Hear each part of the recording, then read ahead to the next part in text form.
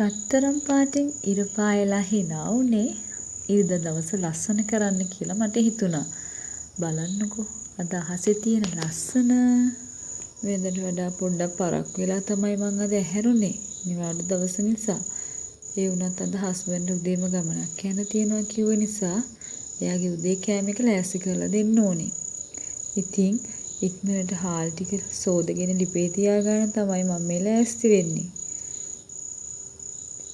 Husband මේ වෙනකොට ඇහැරලා හිටිය නිසා එයාගේ තේ එකත් හදලා දුන්නා. මේ එළවලු ටික තමයි අද ගෙදර තියෙන්නේ. ඉතින් මම මේ ලහි ලෑස්ති වෙන්නේ එළවලු දෙක තුනක් හදාගන්න. වට්ටක්ක කපනකොට මම පොත්ත අයින් කරනවා. මොකද පොත්තේ ගොඩක් උස බීජ අපද්‍රව්‍ය තියෙනවා. වට්ටක්ක බිම දාලා පාගනවා හැමනේ. ඉතින් ඔයාලත් පුළුවන් නම් පොත්ත අයින් කරලා උයන්න. ඒක කෝකටත් සෞඛ්‍ය ආරක්ෂිතයි.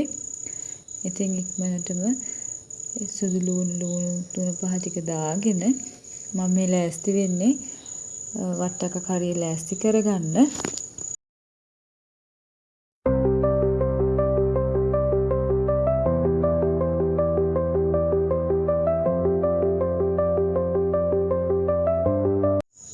ගෝවා ටිකකුත් තෙල් දා ගන්නවා මම මේ ගෝවකට පොඩි විශේෂයක් කරා. උඹලකට ටිකක් දැම්මා. හරිම රසයි, හරිම සුවඳයි.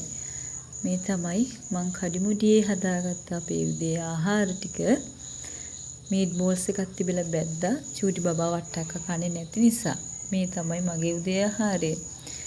ඉතින් ඔන්න ඔය විදිහට ඒ වැඩේ නම් ඉවර කරගත්තා. අපේ ගෙදර මං ආසම ඊළඟ වැඩේ තමයි මේ. අනිවාර්යයෙන්ම මං උදේට බත් කිව්වහම බුද්ධ පූජාව පූජා කරගන්නවා.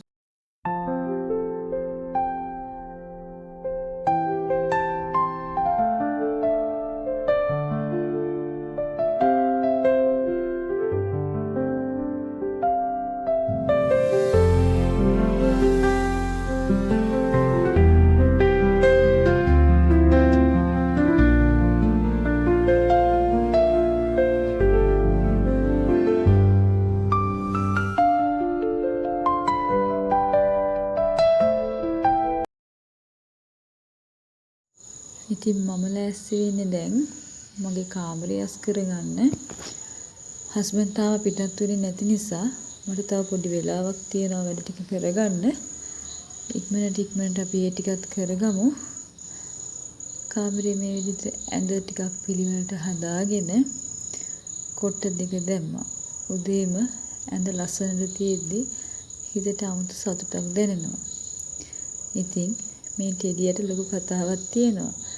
මෙයාව මට හස්බන්ඩ් අපි යාළුවලා ඉන්න කාලේ තමයි ගෙනත් දුන්නේ. එයාටත් දැන් සෑහෙන වයසයි. ඒ වුණාට තාම පරිස්සමට මං ගාව ඉන්නවා. ඊට පස්සේ ඉක්මනට ගේ අස්පස් කරන වැඩ ටික මම කරගත්තා.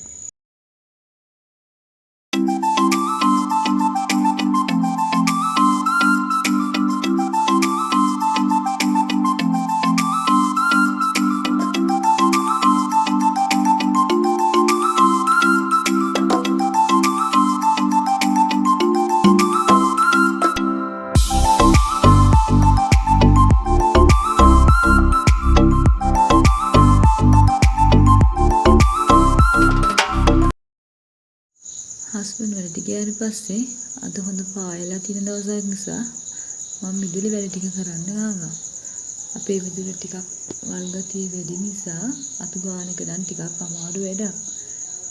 අමාරුයි කියලා අතාරින්නත් බෑනේ. කොහොම හරි වැඩිලා තියෙන කොළ ටික අයින් කරගන්න ඕන නිසා මම විනාඩි 20ක් විතර මිදුලත් එක්ක ඔට්ටු වෙලා තමයි මෙතන පිරිසිදු කරගත්තේ. ටිකක් අමාරුයි මේ දවස්වල වැස්ස නිසා පොළවට කොළ අල්ලලා තමයි තියෙන්නේ. ඔය ඉන්නේ මගේ උදව්වට අනිත් එක්කෙනා.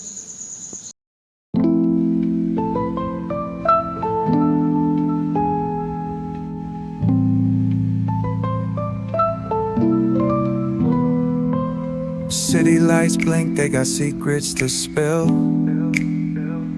මම මිදුලස් කරලා ඉවර වෙද්දි හස්බන්ඩ් ගෙදරත් ආවා. එයා එනකොට අඹ ගෙනත් තිබුණා.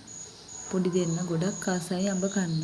ඉතින් ඒ අඹ ටිකත් කපලා අරගෙන මම චිකන් ටිකකුත් ගෙනත් තිබ්බා. ඒ ටිකත් හදලා දවල් කෑමත් ඈසි කරා. සාමාන්‍යයෙන් අඹ කන්නේ කෑම කාලා ඉවරලානේ. අපේ ගෙදර නම් අඹ කාලා තමයි කෑම කන්නේ. ඒ පොඩි දෙන්නගේ හැටි.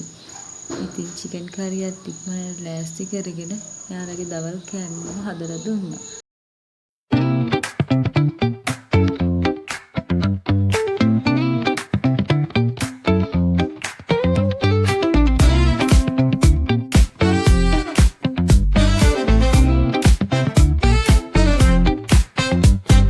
Palm trees swaying with the ocean as my guide. Oh yeah.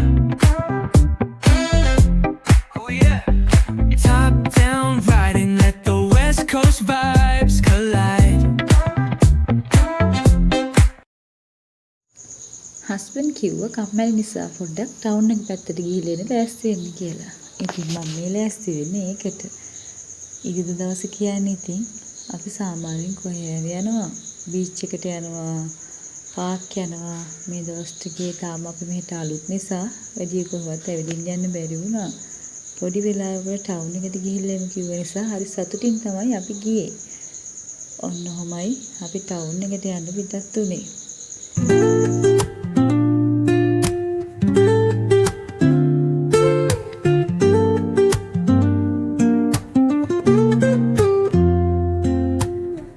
Woke up late, missed the morning glaze.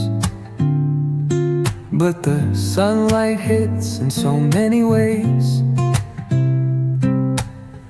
Grab my shades and hit the streets, no plan. Chasing vibes like seashells in the sand. අපි එද්දි නම් ටිකක් රෑ වෙලා. දැන් 6ට 6:00 වගේ ඇති. මේ තමයි අපි ගත්ත එළවලු ටික. ලොකු දෙයක් ගන්න බලාපොරොත්තු නෙවෙයි ගියේ. චුටි දේවල් ගත්තා. ඒ අතරේ මෙන්න මේ ලස්සන කොන්න කට්ට මට ගත්තා. ලස්සනයි නේද? පොඩි කන්ටේනර්ස් වගේකුත් ගත්තා. දැන් නම් ටිකක් රෑ වෙලා. ඉතින් ලොකු දෙයක් කරගන්න වෙලාවක් නැති නිසා චිකන් සෑන්ඩ්විචස් එකක් හදලා කාලා තමයි කට්ටිය රැට නිදාගත්තේ.